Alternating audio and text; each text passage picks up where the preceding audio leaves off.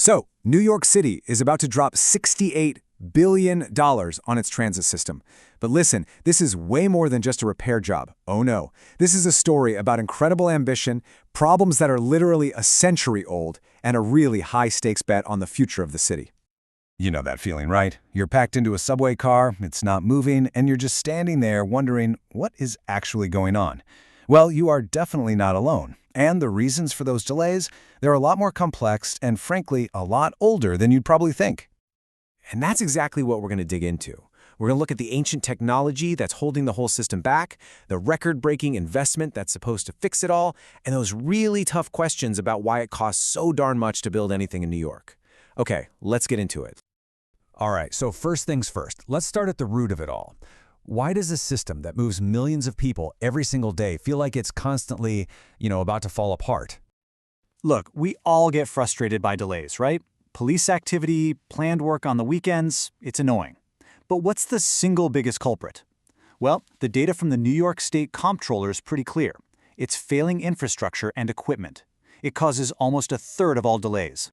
And get this, we're not talking about old tech from the 90s. No. We are talking about technology that was installed back in the 1930s, running on principles from the 1890s. This isn't some new issue. It's what happens when you have decades and decades of underinvestment finally coming back to bite you. And let's look at what that actually means for your commute. According to the Regional Plan Association, those ancient signals fail nearly 300 times a month. Think about that. Power components are way past their expiration date. And the oldest trains, they break down 6 times more often than the new ones. Every one of those failures means thousands of people are late for work, for school, for getting home. Okay, so the problems are old, they're deep. What's the solution? Well, it's a massive $68 billion bet on dragging the entire system into the 21st century. Yep, you heard that right. $68.4 billion. That is the price tag for the MTA's big 5-year capital plan. It is the largest single investment in the agency's entire history, and it's designed to attack those core infrastructure problems head-on. So, where's all that cash going? Well, it's being aimed right at the biggest pain points. We're talking billions for new signals, for fixing vulnerable power substations, for buying shiny new trains and buses, and importantly, for making dozens more stations finally accessible for everyone. The real heart of this whole thing is a huge leap in technology. The old system, it uses these fixed blocks. Think of it like old-fashioned traffic lights that are 1,000 feet apart. It's safe, but it's super slow. The new system, CBTC, is basically like a modern GPS network for the subway. It knows exactly where every train is, in real time, which lets them run faster and closer together. It's a total game changer for capacity. And hey, this isn't just some theory. It actually works. Just look at the 7 line. It was one of the first to get the full CBTC upgrade. On-time performance rocketed from 68% all the way up to over 91%. That's the kind of reliability this plan wants to bring to millions more people. Okay, $68 billion. It's a mind-boggling number, which brings us to the big question. Where in the world is all this money supposed to come from? A really big piece of this whole funding puzzle is something called congestion pricing. The idea is pretty simple, really. You charge drivers to enter the busiest parts of Manhattan. And the goal is twofold. 1, get cars off the road to cut down on that insane traffic. And 2, use all that revenue to pay for the transit upgrades we've been talking about. So, did it work? Well, the early numbers from the governor's office are pretty compelling. In just the first 6 months, traffic coming into the zone dropped by 11%. That's more than 10 million fewer car trips.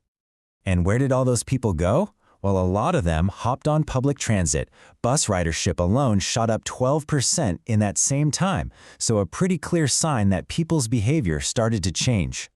And here's the most important part. All that money, every single dollar, gets funneled directly into the capital plan. Congestion pricing is set to fund $15 billion worth of these projects. The new signals, the new trains, all of it. Without that money, the whole plan just doesn't work. But even if the money is there, we have to talk about the elephant in the room. Why does it cost so much to build anything in New York? I mean, just look at these numbers. They're frankly pretty wild. In Madrid, building a mile of new rail tunnel costs about $250 million.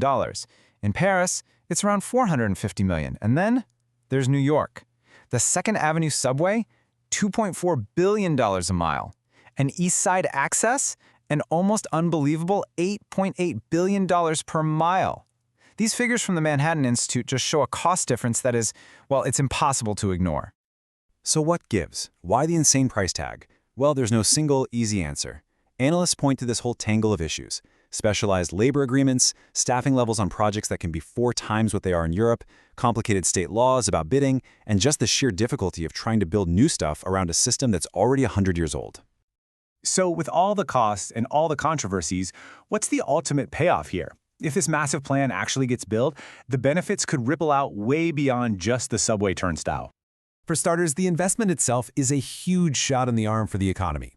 The plan is expected to create over $100 billion in economic activity.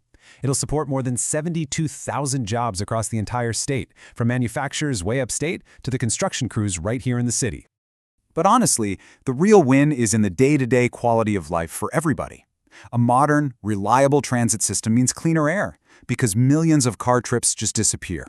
It means more economic opportunity, because projects like the Interborough Express are going to connect neighborhoods in Brooklyn and Queens in a way they never have been before. And it just means less time wasted for everyone. And at the end of the day, this is about more than just getting to work on time, it's bigger than that.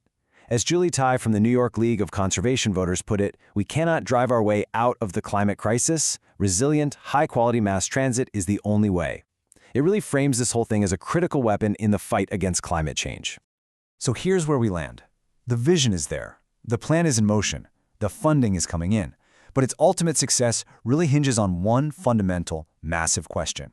Can New York finally learn to build better, faster, and cheaper, and deliver the world-class transit system it's always deserved? The next 5 years, well, they're going to give us the answer.